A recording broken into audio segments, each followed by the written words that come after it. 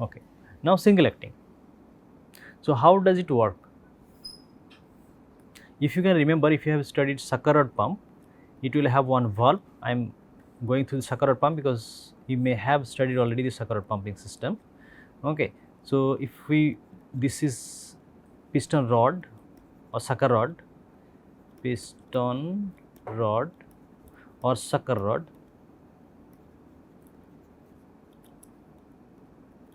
and this is called plunger or piston.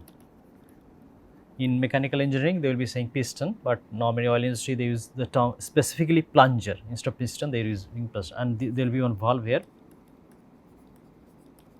and there will be another valve here. Okay. So whenever we are moving piston up and down, the valve will be opening simultaneously and it will be delivering fluid. It will be sucking from here, okay, wellbore fluid, and delivering to surface. Okay. So wellbore fluid will be sucked and will be delivering to surface. And how it is working? If piston will be moving up and down, or the plunger when it is moving down, the valve, this is called standing valve. Standing, this is called travelling valve. Okay. So travelling valve will be moving, standing valve will be moving simultaneously one by one. Okay. When piston is moving up, travelling valve will be opening. When piston moving down or plunger moving down, the travelling valve will be opening. Okay. So okay. So there is sucker rod pump. Again, if you want to know more about this one, you have to go to my artificial lift lecture. So normally the pump will be like this. Okay, I said one piston or plunger will be there and one piston rod. Okay, this is called connecting rod or piston rod. Connecting rod or piston rod. Okay, this is called piston or plunger. And this is called cylinder. Okay, and it will be having two valves.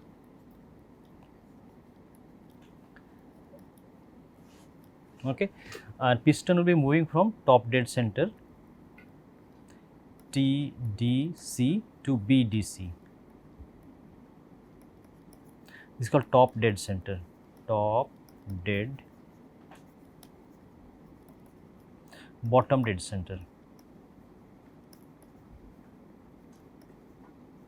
Okay, so piston will be moving within this top dead center and bottom dead center. More than that, this will not move. Okay, and top dead center and piston head, this is called piston head. This extreme end of this cylinder is called piston head. Okay, cylinder head. This is called cylinder head,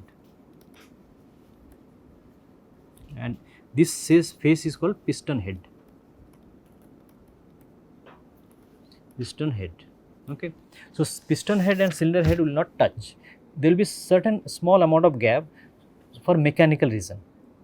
Okay, if it is hitting continuously, the system will be breaking. So there will be small amount of gap, so that piston will be coming and going like this, but it will not touch. Okay, some small amount of gap will be there. Okay, so TDC means maximum distance it will be traveling. So this distance is called swept volume.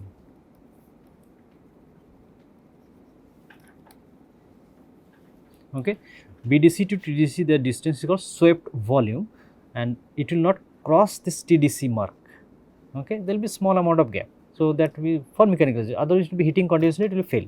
Okay, and there will be some expansion contraction also. So if it is touching continuously and because of temperature it is expanding this piston rod, then it will be creating too much pressure, so that will be giving failure. So there will be certain gap. Now how does it work? First I will draw one by one. Okay, let's say initially I have two valve, I will be drawing one valve only. Okay, and piston or plunger is moving this direction, and this actually cylinder and plunger or piston, there is some small gap I have drawn. You can see this small gap. Okay, you can see small gap, leakage. Practically we should not give any gap. Ideally there will be no gap, but practically there will be certain amount of gap. So that gap actually you cannot control because friction will be there. If I make it tight fit, piston is there, metal, and this cylinder also metal and continuously moving. Okay. So, and if it is touching continuously, friction will be too high. When friction is high, heat generation will be there and wear and tear will be there, and if piston movement is very high, then heat generation is so high, there will be spot welding. Spot welding means heat will be generated so much that metal will be melted little bit. Okay, metal will be melted, and this metal melted, they will be fused together, then it will not move at all. Okay. So, friction will be giving so much heat. So, that is why they will not be keeping tight fit, rather some small gap or maybe zero clearance or little bit clearance will be there, clearance we say, okay, or gap. So, that is because to reduce friction. Okay. Now, when piston is moving this direction, okay, this is my piston, the shaded one, and moving this direction, let us say A to B, okay, and what will happen? This area pressure will be lower, okay, and fluid will be sucked. Let us say it is working in the atmosphere. So, this fluid will be sucking because piston moving right direction. So, inside cylinder pressure will be lower and this pressure will be little bit higher. So, higher pressure fluid will be entering to lower pressure area. Okay. And now next, when piston is moving B to A, what will happen?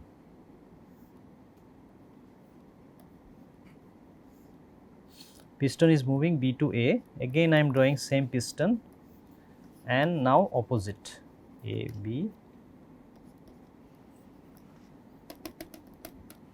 Outside pressure, we assumed atmospheric pressure, 1 atmosphere. So, again 1 atmospheric is here. Okay.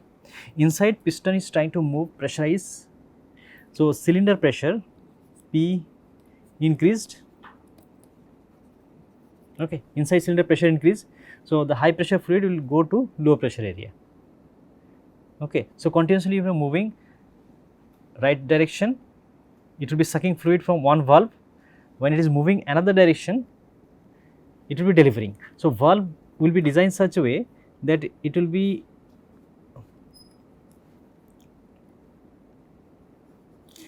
closing in one direction, opening in another direction. Okay. One valve, let us say this is 1, this is 2, valve 1 will be opening one time. When it is delivering, valve 1 will be closing, valve 2 will be opening. Okay. Same thing happening in your sucker pump also, but different design. Okay. Here I have 2 valves, one open, another close, one open, like this. Okay. So, this is the basic principle of reciprocating pump. Okay. Cycle cylinder, the pumper, that they are also having similar mechanism. Your hand pump, they are also having similar mechanism. Okay. So, 2 valves will be there, one will be opening one time, next time it will be closing, other will be opening, one closed, one open, close, open, fine. Now, we have to do calculation also. Now, double acting, this is single acting actually. This is single acting means one time delivering fluid. Okay. Now, if I am to create double acting means I have same cylinder,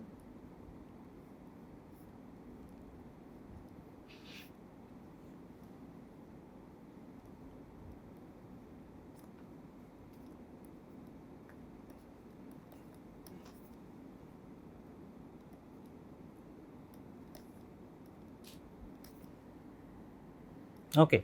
Now, what will happen? Double acting means this area A, what should I write? I write XY. Okay. So, piston moving A to B, same way I am writing. This is single acting. Okay. And this is double acting. In double acting, what is happening? I have piston, cylinder, everything arrangement is there, 2 extra valve will be there. Okay. And there is one sealing area. Okay. You see seal I have written. Okay. In double acting, when piston is moving A to B, so it will be single acting piston, same way it is working, it will be working the left side of the piston. Okay. This side actually single acting. Okay. This side will be working as single acting. Okay. Now this side, right side of the piston, that also will be working as single acting. Okay. When you are moving this direction, left cavity filled with air, right cavity you are exiting one valve, maybe valve 4 will be opening and it will be giving high pressure fluid. Okay. Piston move B to A, what will happen? Opposite will be happening. Okay. So, what is happening in single acting?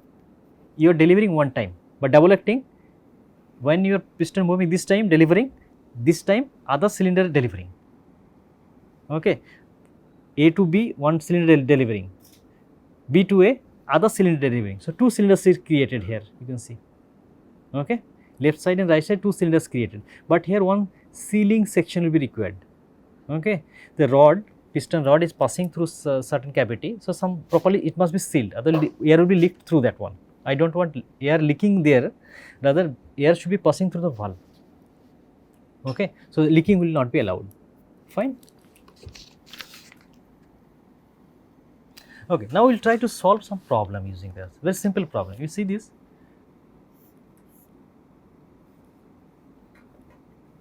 I have one piston single acting. Okay.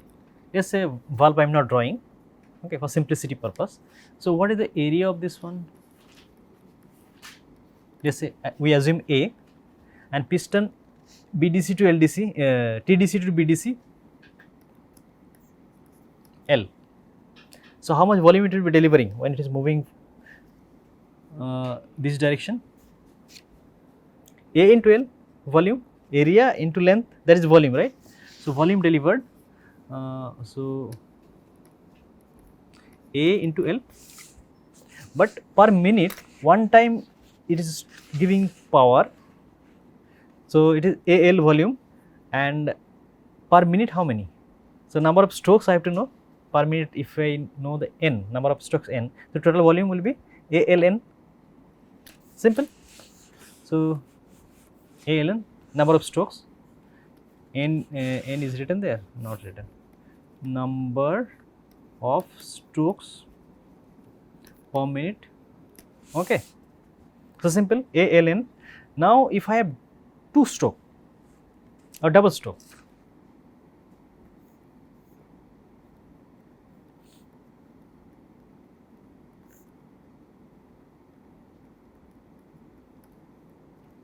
so this side volume A flow rate Q equals ALN, sorry, fine, Q equals ALN, and this side again it will be delivering per minute, right. So, again Q maybe Q1, this is Q2 equals ALN, but A is changed actually. Why? Because piston rod is there. Okay. So, I can write A dash, and if I ignore, piston rod is very small, if I ignore, then total volume will be 2 ALN. Okay. So, if we ignore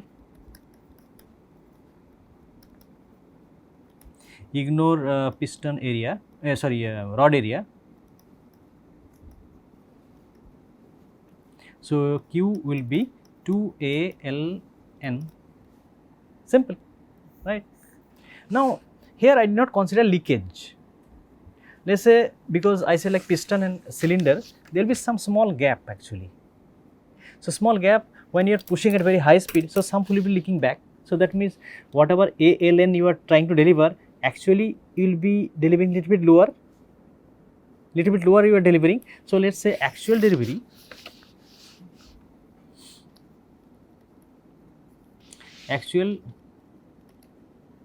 QA, okay. So, percentage Q theoretical, I can write Q theoretical, Q means Q theoretical whatever you calculated, okay, but actually there will be certain loss, okay. So, Q theoretical minus Q actual divided by Q actual, this is your percentage loss, okay. Actually you are not delivering certain amount fluid because of leakage, fine, clear. In a double acting reciprocating pump, if there are piston area 200 centimeter, length of stroke 15 and crank rotation 60. Crank means actually this, if I collect directly to one crank, okay, you rotate this one, continuously rotate. So when you are rotating, actually the piston will be moving forward backward. Okay, this is called slider crank mechanism. If you remember in mechanical engineering, slider crank mechanism, if you rotate this P, I should not write P because P I am using some other, this is PX, just I gave one name. So PX point, if you rotate, okay, around O, so your piston will be moving forward backward. Okay, this is called slider crank mechanism. This is called slider crank. Okay, piston is slider and crank is rotating. So crank rotating, piston is giving reciprocating motion, a linear motion. So one rotary motion creating linear motion. This is called slider crank mechanism in a mechanical term. So this is the same technique is used for your IC engine, internal combustion engine, bikes, motorcycle, cars. They are using engine. So same slider crank mechanism they are also using. So crank rotating, their piston also moving up and down, but purpose different. We will discuss later. Okay. So actual flow rate, when you are talking about, so some energy will be, some fluid will be lost. 100% you are not delivering because of leakage. Fine. Now what is the for this problem, what will be the key? So flow rate, this is double acting I have written. Okay. So 2 times into length 0.15, stroke length 0.15. So you are converting in meter. Then 0.02 is area and 60 is your RPM. So total this one 0.35. Your efficiency 98%. So multiply by 98.98, because this one, first one is Q theoretical. Okay. So theoretical, whatever you are getting, actually you will be getting less. So you multiply by 0.98. So you are getting 0.343, and unit you calculate. What will be the unit? Meter cube per minute. I did not make second. If you want to make second, then RPM you have to convert into second, RPS. Okay. And again, every time you have to check units. If I give some different unit, like say instead of 200 centimeter, if I can give maybe feet square. So in that case, you have to convert, you have to make uniform unit, then you can calculate.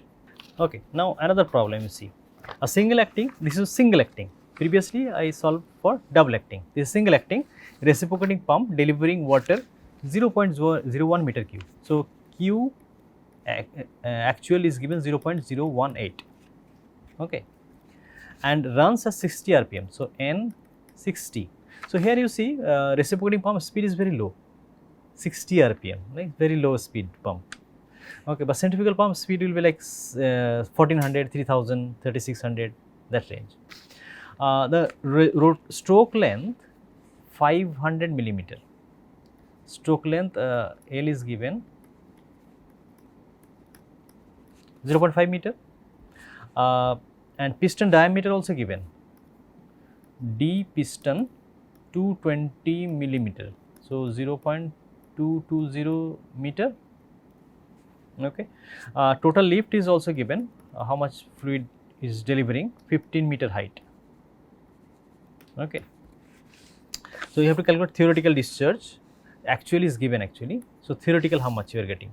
So Q theoretical ALN by 60, if you are converting to second. Okay, if you are not converting second, then it will be meter unit. So pi by 4 d square NL by 60. So it is coming pi by 4 0.22 square 0.5 into 60 divided by 60. So this value is coming 0.019 meter cube per second. Okay, this is theoretical flow rate you are getting, but actual 0.018 if you see already given. So that means some amount is lost, right? So slip or how much fluid, low fluid you are getting. Okay, slip equals theoretical minus Q actual, 0.019 minus 0.018 equals 0.001 meter cube per second. Per second, this much of fluid, lower fluid will be delivered. So percentage, slip percentage will be Q theoretical minus Q actual divided by Q actual. So this will be giving, if you put all the values, it will be giving like 0.001 already calculated. 0.019 into 100, it will be giving 5.26%. So 5% fluid is lost in every time. Okay. So CD, coefficient of discharge. So actual by theoretical, Q actual by Q theoretical. 0.018 by 0.019 is giving 947. This is coefficient of discharge coefficient. Now theoretical power. Okay. P equals rho Q theoretical G H. Okay. So in neglect losses. Losses, other losses. Okay, if something is not given, no need to consider. So in that case, you are getting 1000 rho density water, right? And Q theoretical given 0.019 and G value 9.81. You must not forget, and 15. So okay, so it is giving 2.8 kilowatt. Okay, and motor efficiency. Some extra I am adding here, E, if motor efficiency 95%, electric input.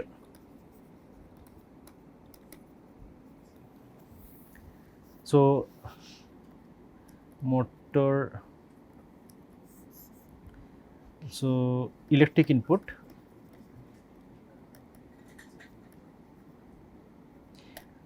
equals 2.8 divided by 0.95 equals 2.95 kilowatt. Okay. Anything wrong?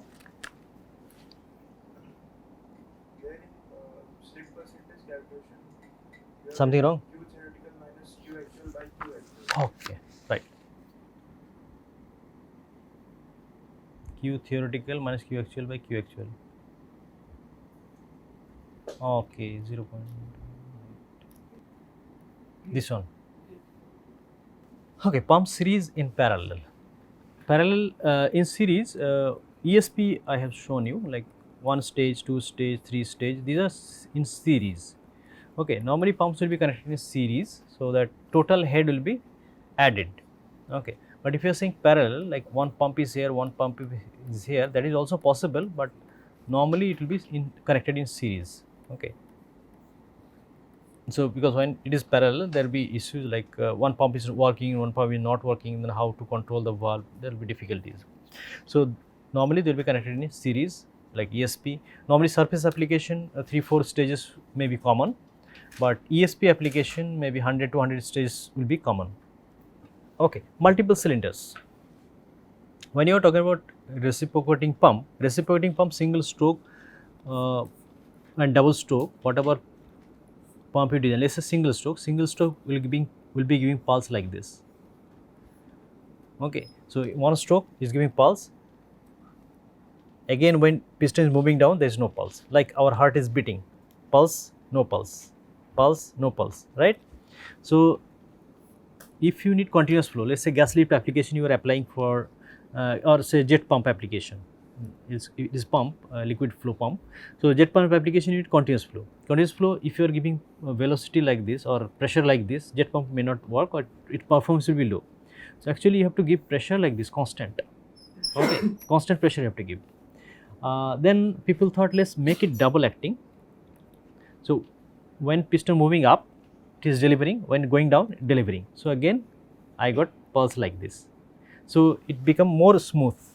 Okay, but still people thought, okay, flow rate is not sufficient, still pulses are there. So they made multiple cylinders. How multiple cylinder will be working? Okay, cylinder like this, 2, 3.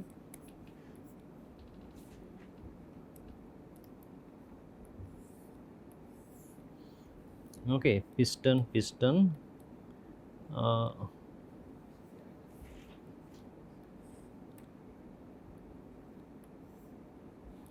okay, O, A. Let's say O is a center. This O is center, crank AO, if you are rotating. So you see this piston 1, 2, 3. piston will be moving one by one. You rotate it, point A you rotate around O, okay. Point A is rotating around O. So what will happen? This piston rod will be moving one by one, right? So 1, 2, 3 piston will be moving not together. One will be delivering, another will be sucking, okay. So let's say piston 1 is giving pressure pulse like this, fine. Piston 1 reciprocating pump, piston 2 will be little bit lagging, okay, it is giving pulse like this. Piston 3, so you get more smooth, okay. So if you have multiple cylinder, you can create more smooth and total volume also increased. Instead of, let's say you have only one cylinder, one stroke, then one time delivering, so total volume ALN. Now you have 3 cylinders, so per minute actually 3 into, so 3 times you are delivering and your pulses also smooth. Now you want to create much more flow rate, so you create more piston,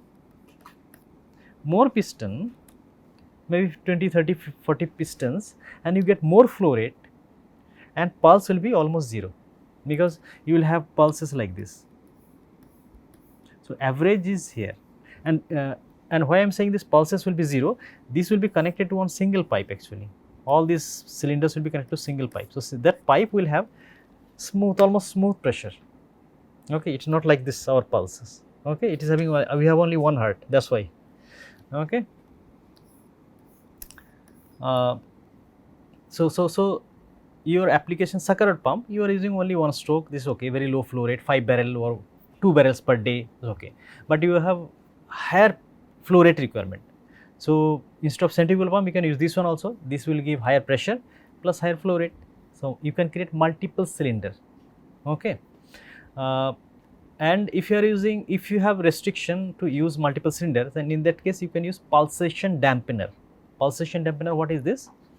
I have one piston cylinder arrangement like this, okay, and you have flow rate, you are getting pulse.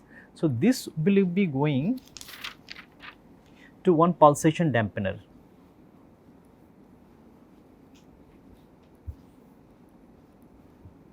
okay. Pulsation dampener will be like this.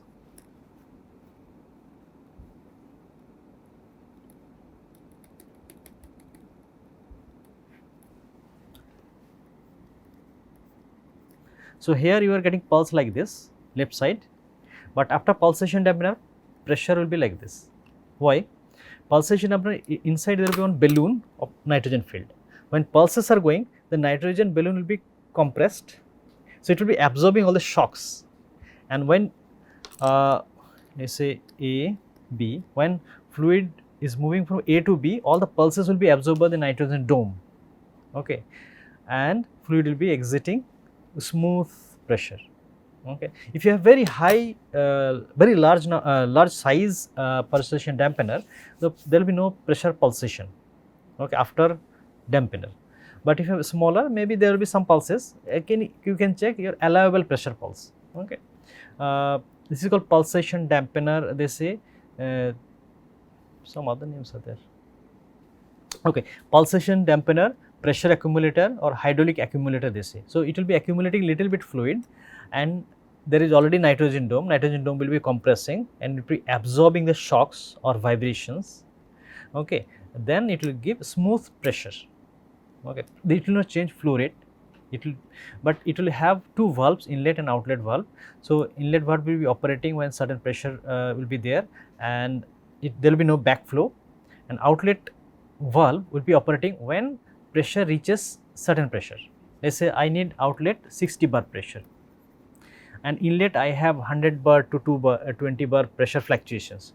So outlet 60 bar if I want to get, and inlet I have so much fluctuations, so already higher pressure is there. For example, cycle pumper, that cycle tube is having certain pressure, so you will have one-way valve actually. So when you are pushing it up, your cycle cylinder, the piston, so that time air should not enter from tube to your cylinder, okay. So there will be one-way valve, so that is called valve tube actually, okay. The valve tube, that will be one-way valve, one-way flow will be allowing, when it is going pushing up, that air will be allowed, but going coming out from tube will not be allowed. Okay, so that is called one way valve. So there also one way valve will be there. So two one way valve, one B, one A, one way valve will be working. So when pressure pulse will be more than this one, it will be triggered. If less than that one, it will not be triggered. Okay, so one way valve function is that it will allow one way flow, not other way. Okay. Okay, one more problem. Okay, a radial flow impeller A and B has two centrifugal A, B of two centrifugal pumps have information. A is having impeller diameter 1 feet, efficiency 70% or rotation RPM 1500. B is having 2 feet diameter, efficiency 65, 3000 RPM. So what is the head ratio? How to calculate? So head formula you have seen, right? Eta U square by 2G. Okay, so if I have HA by HB, eta A by eta B, UA square by UB square. Okay, the ratio simple, eta A by eta B, U means omega R,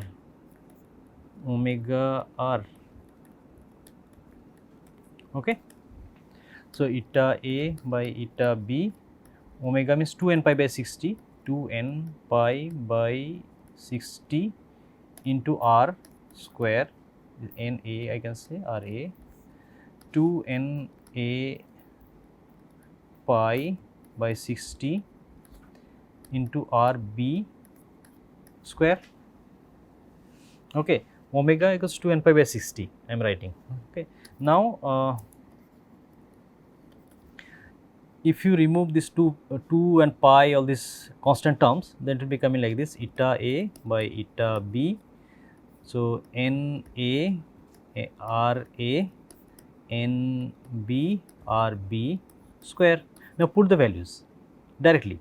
Eta means 0.7 by 0.65 and Na value 1500 into Ra 1 feet by 2, 2 feet 3000, 2 feet by 2 I am removing directly or like this.